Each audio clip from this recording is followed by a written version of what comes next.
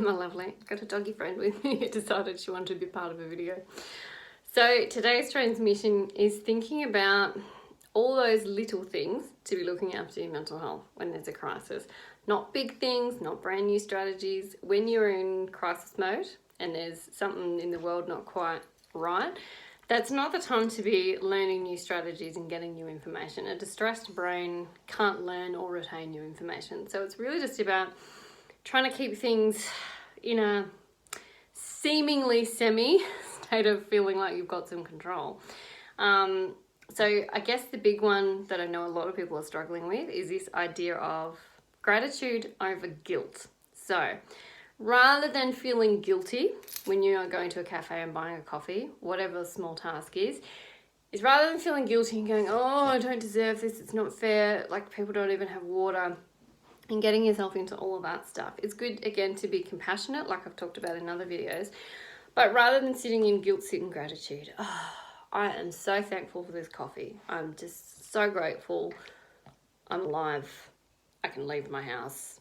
I've got the freedom to make choices. So sitting as much as you can in gratitude for what you've got rather than feeling guilt. Similar when you're in a situation maybe where you're struggling with people being entitled, because I know I have, like with my children, who I have to constantly remind myself that they are little egotistical beings who don't know and don't need to know about adult global problems that they actually cannot do anything about.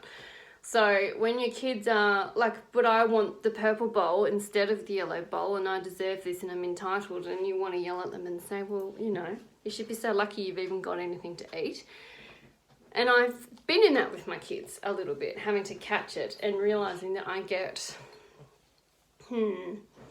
antagonised, I suppose, a bit by entitlement. And it's something I've seen when I've worked with ex-aid workers or people returning from a crisis who feel like so much rage at other people's entitlement for wasting food, wasting resources, wasting time, wasting money, and to gradually bring yourself back into like, okay, sit with gratitude for what you have, not what you don't have, or not what other people are doing with their entitlement stuff. That's a big one, and that will give you a sense of relief.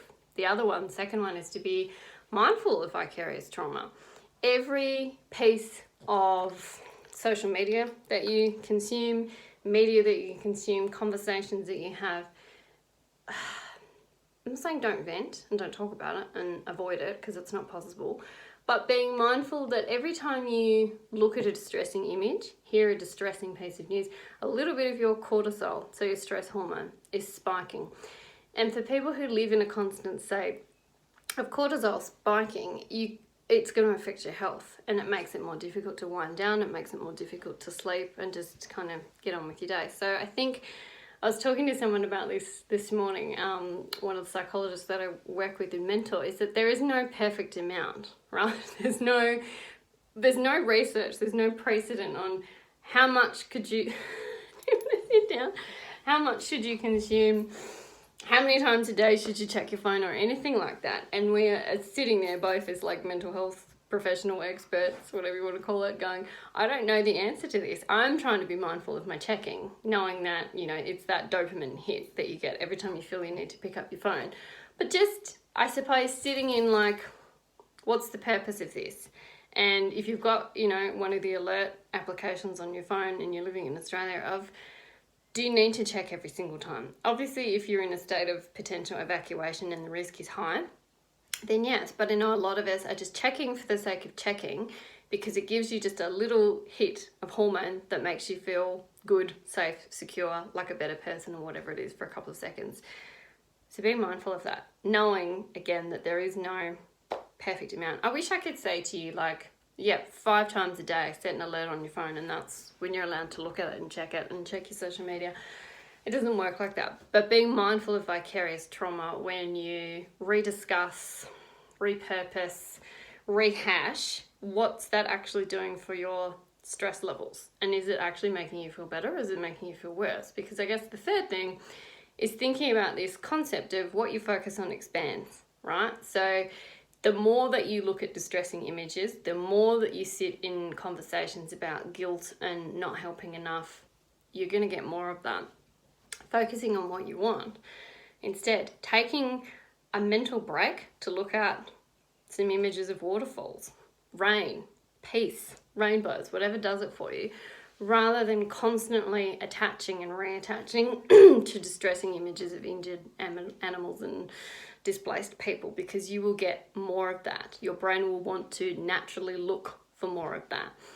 So being mindful that it's okay to take breaks and to divert your attention elsewhere, but not punishing yourself at the same time, allowing whatever it is that comes in rather than trying to block it. And so, show me a person who is doing anything successful with, I'm just not looking at any of it, not hearing about it, not talking about it. It's not possible. So allowing it in, but, practicing some urge surfing, I think, with social media would be good. So let yourself sit with the desire to want to check and wait for 10 seconds and then check. Wait for 20 seconds, because that builds your, I suppose, window of potential addiction. And we're all addicted to our phones at the moment, and it's okay. It is what it is. But see if you can just catch it before you kind of give into it, if that makes sense. Because my concern for the, I suppose, weeks to come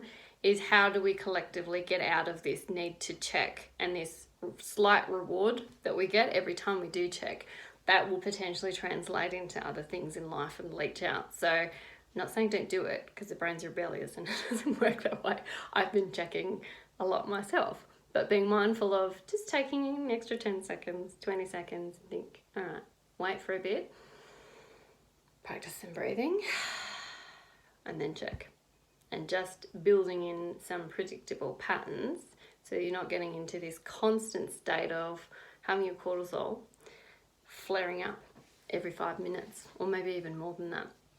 So hopefully that is helpful, and I'm wishing you calm and peace and safety.